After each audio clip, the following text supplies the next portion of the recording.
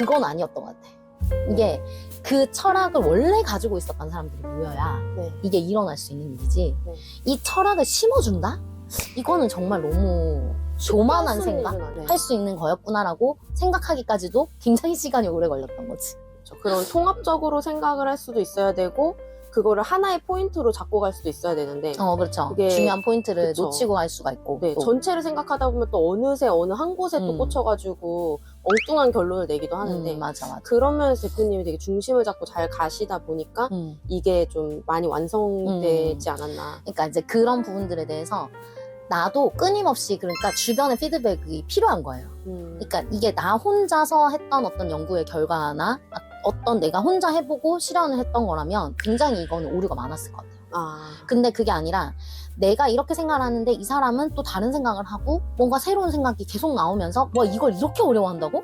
막 이런 생각도 하고 또는 어떨 때는 나는 그 다름을 받아들이는 게 너무 어려웠는데 누군가에게는 당연한 거 아니야? 사람은 다 다르지. 사람이 같은 사람이 어딨어? 막 이런 표현을 하는 걸 들으면서 그냥 계속해서 생각을 바꿔나가는 과정? 근데 그게 이 학습 처방의 가장 큰 매력이지 않나. 그러니까 지금 원장님이 내가 요즘 제일 고민되는 학생이 누구예요? 라고 질문했을 때 저는 제가 제일 고민돼요. 라는 얘기가 나는 되게 공감이 가요. 사실 나도 이걸 고도화시키는 과정 안에서 누구보다도 나 자신을 많이 찾았다고 생각하거든.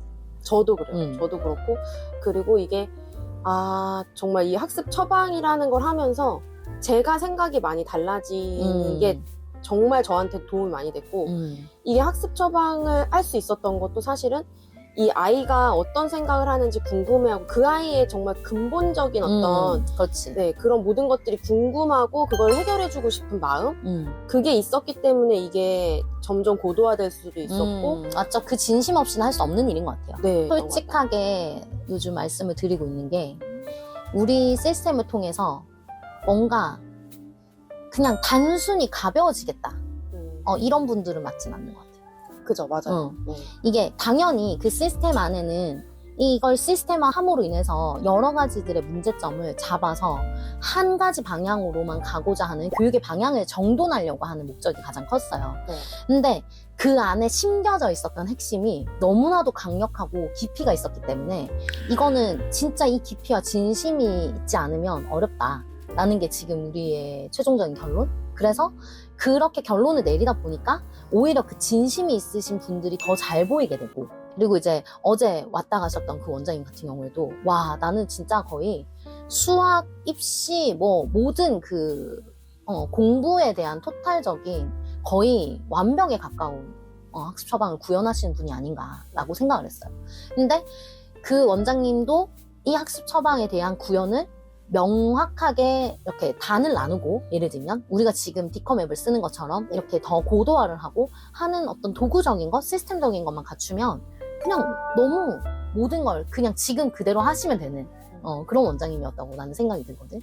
그러니까 이제 그런 부분들도 그럼 그분은 얼마나 오랫동안 아이들을 가르치면서 얼마나 많은 고민을 하셨을까. 그러니까 그게 우리가 지금 앞으로 교육의 방향성을 바꿔나갈 수 있는 가장 큰 진심이지 않겠나. 나는 생각을 하게 됐어요. 그래서 이게 처음에는 우리가 심플하게 만들어놨고 이걸 이제 시스템이 공유가 되면 철학도 공유가 될 거라고 우리가 처음에는 생각을 하고 시작을 했는데 그건 아니었던 것 같아. 이게 그 철학을 원래 가지고 있었던 사람들이 모여야 이게 일어날 수 있는 일이지 이 철학을 심어준다? 이거는 정말 너무 교만한 생각? 어떻게 보면 굉장히 교만한 생각이었다. 이게 철학이라는 건 공유되는 건 아닌 것 같아요. 그 본인들이 어떤 현장에서 또는 아이를 키우면서 학부모님들 중에도 나는 이런 교육 철학을 가지신 분들이 많을 거라고 생각이 들거든요. 근데 이 교육 철학을 가진 사람들이 모여서 이 교육 철학을 좀 더 명쾌하고 더 깊이 있게 풀어나가는 과정이 학습 처방이지 이 교육 철학을 이해하지 못한 사람들이 와서 이 학습 처방을 배운다고 해서 흉내낼 수 있는 건 아닌 것 같아요. 이 결론을 좀 이제는 좀 점을 찍고 가야 되지 않나.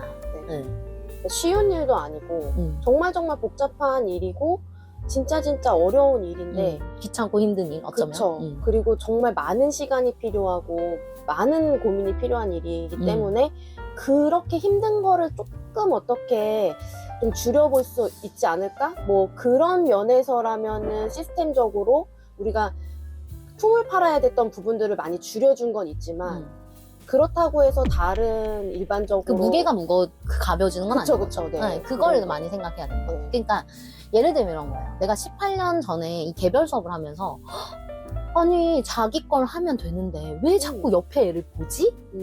옆에 애가 왜 궁금하지? 라는 그 의문에서 시작이 된 거란 말이에요, 이게. 네. 근데 나는 진짜 궁금했어. 왜냐면 나는 무엇인가 어떤 일을 할 때 내 자신이 항상 넘고 싶은 산이었고 내 자신을 항상 봤던 유형의 사람이어서 이게 누가 뭘 하고 누가 나보다 더 잘하고 뭐 누가 나보다 뭐 공부를 조금 했는데 성적이 잘 나와 이런 생각을 해본 적이 없어요, 나는. 원장님 많이 해봤어, 그런 생각? 저도 약간 남한테 관심이 없는 이게 되게 탐구형들의 특징이라니까. 그러니까 탐구형들은 그런 특징을 갖고 있단 말이지. 그래서 그 탐구형이 세상을 바꿀 수 있는 어떤 새로운 아이디어를 내놓을 수 있는 친구들인데 이게 문제가 뭐냐면 세상을 바꿀 수 있는 아이디어는 내놓을 수 있는데 세상과 소통을 못한다. 그렇지 잘하는 친구들이 아닌 거지.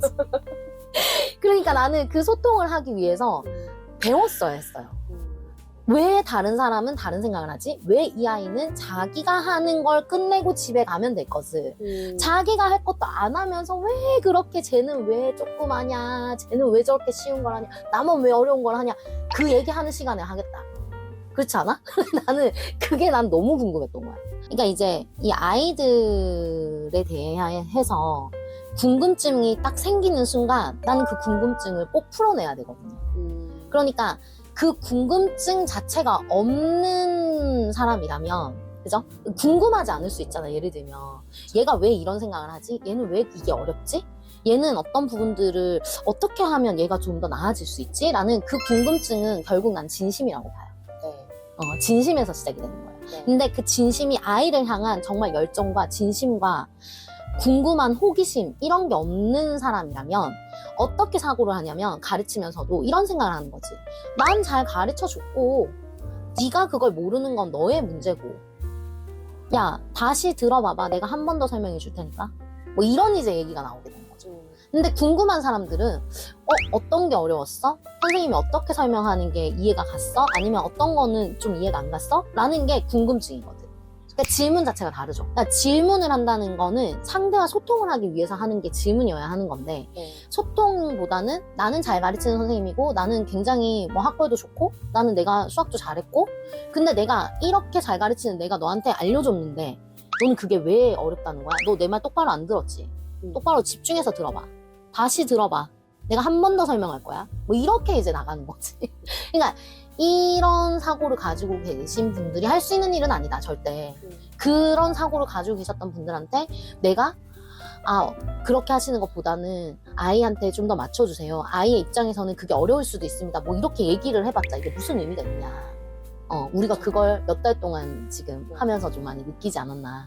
그래도 그 대표님 강연을 들으면서 그 원장님들이 그 자기 안에서 뭔가 문제가 있다라고 생각은 했지만 그게 뭐였을까 했을 때 내가 이런 생각을 했던 게 문제였구나라고 깨달으신 분들도 꽤 많았던 것 같아요. 그건 또 왜 그러냐면 그게 또 그 역시도 또 뭐였냐면 이런 거야. 정말 아이들을 잘 가르치고 싶은 진심이 있으셨던 거예요. 네. 내가 진심이라고 표현하는 그 진심이 네. 이게 성과가 잘 나오는 게 내가 이 아이한테 줄 수 있는 최고의 선물이라고 생각하고 계셨던 분들이 있어. 그래서 네가 힘든 건 어쩔 수 없이 참아야 되는 거고 내가 성과를 내줘야 되는 게 너한테 내가 진심이고 최선을 다하는 거야 라고 생각을 하고 계셨던 분들이 그 진심의 방향을 설정을 바꿔주면 다른 결과가 나오는 거지. 방법을 몰랐다고 봐야 되겠네요. 그죠? 근데 이분들은 진심이 분명히 있었죠. 이 아이를 제대로 내가 키워내고 싶다. 네. 그리고 이 아이가 성적을 향상함으로 인해서 이 아이의 인생이 바뀌었으면 좋겠다. 이런 진심이 있는 분들은 네. 또 대화가 돼. 왜냐면 지금 아이들이 원하는 거, 지금 성적에 대한 의미를 바꿔드리기만 하면 결과보다 우리가 과정, 그 다음에 아이들의 그런 성적보다 성장에 대한 이야기를 했을 때 되게 감동하시거든. 나는 그걸 너무 놓쳤다.